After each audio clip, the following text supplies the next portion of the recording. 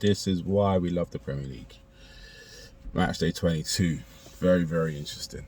Right. So we'll get straight into it. Hope you guys have had a good weekend thus far.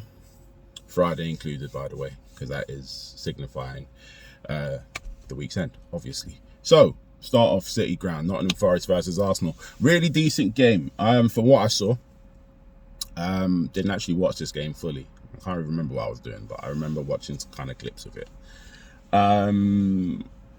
Arsenal giving a really good account of themselves to the first 70 minutes. Nottingham Forest giving a really good account of themselves the last 20. Literally how the game went. Arsenal got their 2 goals, obviously before Forest got their goal in the 88th minute. Tried to mount a comeback of some sort. Was never really on the cards, if I'm being really honest. So Arsenal do run out winners again. I wouldn't say they got lucky, but they did look a little bit lackluster last sort of 20 minutes of the game. Let Forest back in and almost could have snatched something from them. As it stands, Arsenal get another 3 points. Nottingham Forest decline down the table continues. So we'll watch the space to see where they both end up. I still think Spurs are going to finish above Arsenal. And I think Nottingham Forest will just about beat the relegation drop. Speaking of relegation drops, Luton Town put 4 past Brighton. Kenilworth Road, that was. Really, really, really good game. Didn't see it, but from what I saw of the stats, and obviously I've seen a couple of the highlights, Luton. See, if Luton's home form continues like this, I don't know. I don't know where they're going to end up, because I want Luton to stay up. I really do. I really want Luton to stay up, but I just feel like their away form kills them. It really does. And Brighton, for all the good that they do, have not been in the best form. De Zerbi needs to find a formula, and quick, because whatever he's planning on doing at the moment doesn't seem to be working.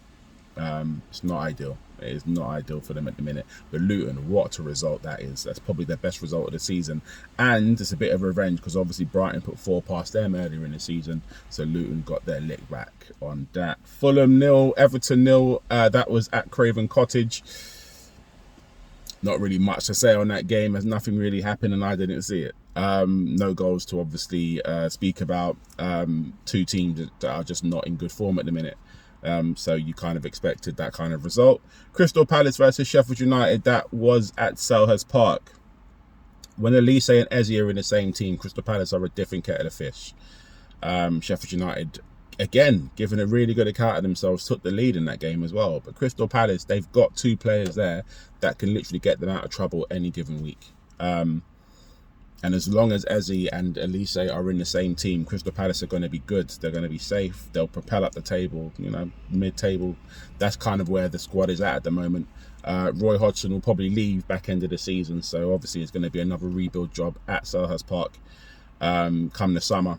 But a good, valuable 3 points, because Crystal Palace were on a bit of a downward spiral as well. And I think their last result was against Arsenal, and they lost that 5-0, which was last week. So they needed something, and they found it in the form of 3 points against Sheffield United. Aston Villa 1, Newcastle 3. A little bit of a shock considering the form of both of these 2 teams. Not shocking when you think Newcastle beat Aston Villa 5-1 at St James's Park. Obviously Aston Villa since then have obviously been flying. Newcastle have kind of been meandering in and around sort of 8th, 9th. But Newcastle found form at the right time at Villa Park as well. Really good game. I watched this one end to end. Actually won me a little bit of money in this one as well, to be quite honest with you. But no, Newcastle gave a really good account of themselves. Still got injuries, a lot of them. Aston Villa not so much, but I just feel like ever since I've said Aston Villa weren't finishing in the top 4, I feel like that my prediction is going to come true. It's going to come to fruition. Obviously now we've jumped up above them because of the last game that we played. But Aston Villa missed a massive chance to go second in the league again. Massive chance, and I don't think they'll get that chance again now. I do think their season is kind of going to dwindle out. I think they'll finish about 5th, 6th. Yeah, but it was a good run for them while it lasted. They will talk about sort of winning the title around about Christmas time. That was never going to happen. I'm pretty certain the diehard Villa fans knew that. Manchester City 3, Burnley 1. That's from the Etihad. Pretty standard, to be fair. Didn't expect anything less from Manchester City. Expected a little bit more from Burnley, though, to be fair. And to be honest, we did get it the last 10 minutes of that game, but that was when the game was dead and buried already. Manchester City had already won it. And Burnley obviously did get the consolation goal for their work on the game. Tottenham 3, Brentford 2. Topsy-turvy game, this one. One of the games of the week for me. Really, really, really good game. Brentford actually took a 1-goal lead into this one, into the second half. Tottenham then blitzed them the first 7 minutes of the second half, put 3 past them. The whole celebration thing with Maddison and Mopé was hilarious. It's still ongoing now. Obviously, we're Team Madders over here, to be honest. Yeah, it's just one of those games. Obviously, those who laugh last laugh best. So, yeah, for Maddison to obviously be back up to sort of, full fitness, it's good for us. Really, really good for us. Not good for everyone else. But no, really, really good point. Valuable 3 points for us. I thought the facets of play that we have is ridiculous. When we click and we get it right, we are really, really good to watch. Really, really good to watch. I thought Timo Werner was excellent. I thought Brennan Johnson, when he came on, was very good. Richarlison tried to hold the ball up. But Maddison was the hub. I didn't think Bentancur had the best game, but Maddison was the hub. And once you've got Bentancur and Maddison in the same squad, for me, it's problems. Once they're both in form, it is problems.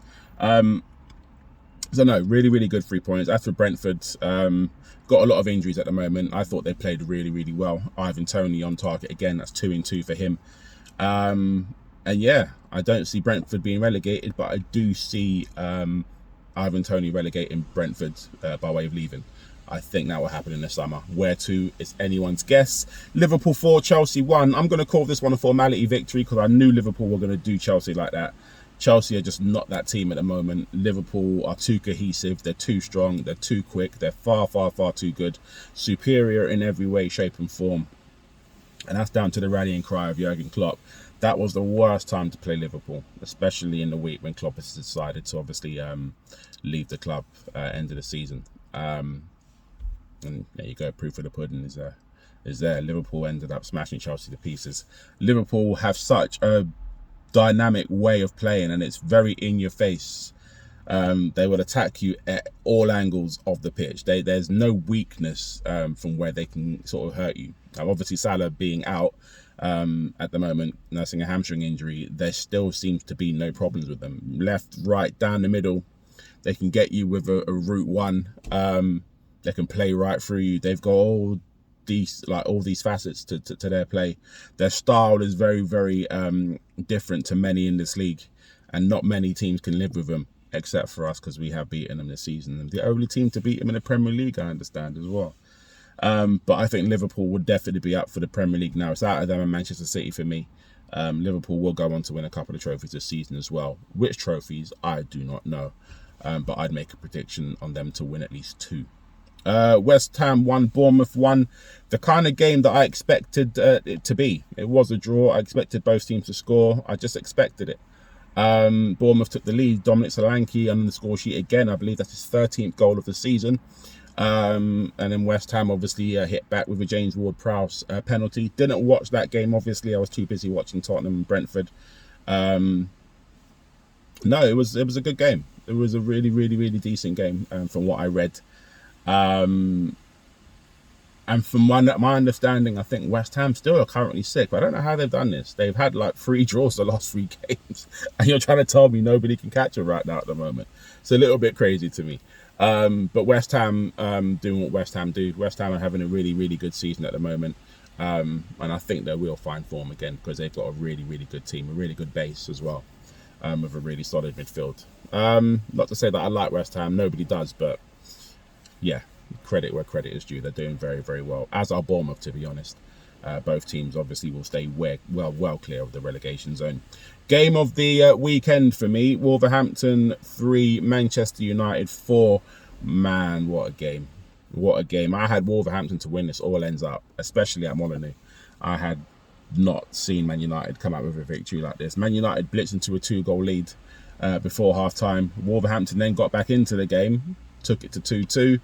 Man United then went ahead again 3-2. Wolverhampton then got back on the score sheet again 3-3 through Neto, and then Man United won the game with a Kobe Mainu. I don't even know what to call that goal. That goal was a madness. The techers that boy has for 18 years old is ridiculous. The composure he showed, and then the shot, just to ping it into the bottom corner like that in the last minute of a game where you need 3 points. Big business.